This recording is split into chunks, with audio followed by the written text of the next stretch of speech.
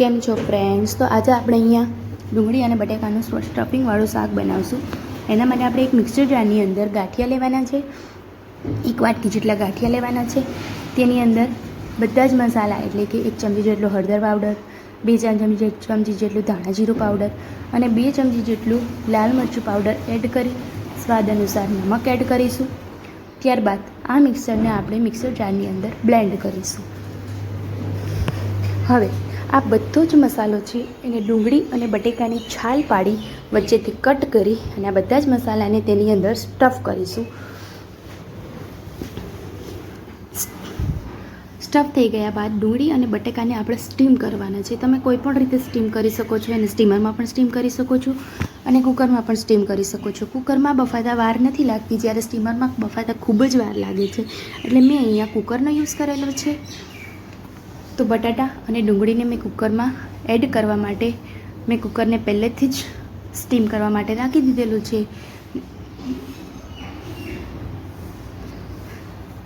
તો હવે આપણે બધા જ ડુંગળી અને બટાકાને કુકરમાં સ્ટીમ કરવા માટે મૂકી દઈશું.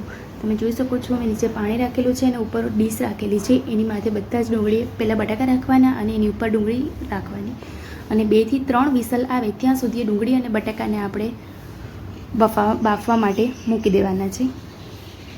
ડુંગળી અને બટાકા બફાઈ જાય ત્યારબાદ હવે આપણે એનો વઘાર કરીશું. એના માટે એક પેનની અંદર 3 પાવડા જેટલું તેલ લેશું. તેલ આવી જાય ત્યારબાદ 1 ચમચી રાઈ, 1 ચમચી જેટલું જીરું, 1 ચમચી જેટલી હિંગ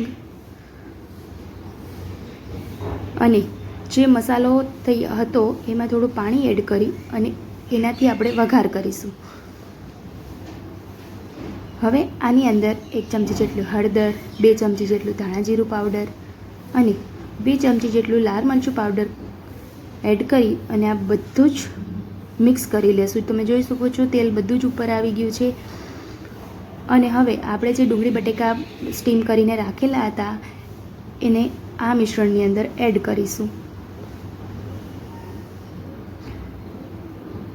બધું જ એડ થઈ ગયા બાદ હવે આપણે આની અંદર 1 ગ્લાસ જેટલું પાણી એડ કરીશું કે જેથી કરીને બધા જ મસાલા આની અંદર સોક થઈ જાય અને સ્વાદ અનુસાર નમક એડ કરીશું.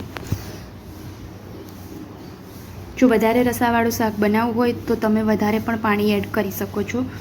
હવે આ શાકને આપણે 5 થી 10 મિનિટ માટે ઢાંકી અને ચડવા દઈશું, જેથી બધા જ મસાલો છે એ સરસ રીતે શાકમાં આવી જાય. 5 થી 10 મિનિટ બાદ તમે જોઈ શકો છો શાક એકદમ રેડી છે. અને હવે આની ઉપર તમે ધાણા ભાજીથી ગાર્નિશિંગ કરી અને રોટલા અથવા તો રોટલી સાથે તમે ખાઈ શકો છો. તો ફ્રેન્ડ્સ, તમને આ મારી રેસિપી કેવી લાગી એ તમે મને કમેન્ટ કરીને જણાવજો અને મારી આ ચેનલને લાઇક, શેર અને સબસ્ક્રાઈબ કરવાનું ભૂલતા નહીં. Good bye friends.